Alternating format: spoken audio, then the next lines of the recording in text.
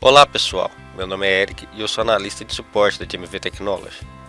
Neste tutorial irei explicar como instalar e utilizar o FileZilla para enviar arquivos via FTP para seu sistema de armazenamento na web. Antes de começar, irei deixar aqui o link da descrição dos cursos gratuitos que a GMV Technology oferece para você aprender tudo o que precisa sobre streaming. Vamos lá, o primeiro passo é abrirmos o site oficial do FileZilla e iremos clicar em Download. Após o término do download, iremos abrir o executor e iniciaremos a instalação.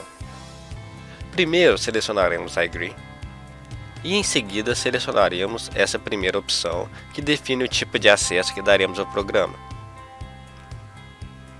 Após definirmos o tipo de permissão, iremos clicar em Next e no final clicaremos em Finalizar. Agora, com o programa aberto, iremos digitar acima o host que lhe é informado na contratação dos seus planos. Ao lado, iremos digitar o usuário cadastrado que também é informado após a solicitação. E ao lado colocaremos a senha que foi enviada. No caso da porta, podemos deixar em branco, mas caso solicite, use a porta de número 21.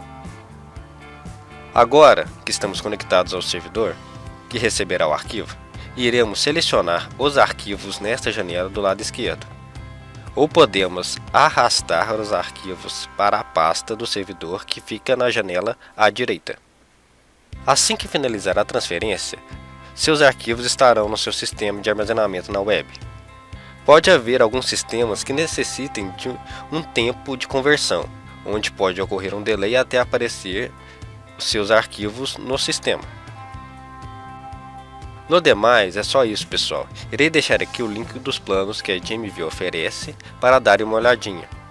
E lembrar que caso tenham qualquer dúvida, nosso suporte funciona de 8 às meia-noite, de segunda a sábado, e domingos e feriados de 14 às 22 horas.